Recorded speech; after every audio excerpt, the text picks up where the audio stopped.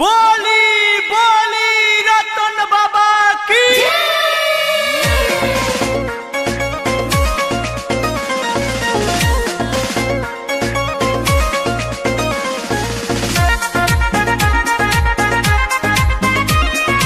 Music director पवन राय।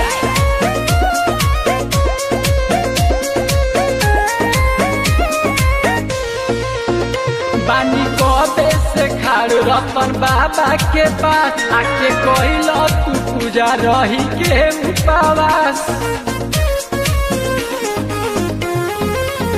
बानी कबे से खाड़ रतन बाबा के पास आके कहिल तू पूजा रही के उपवास। होके चल तू मगन गाव बाबा के भजन, बाबा खातिर लेके चल तू मिठाई।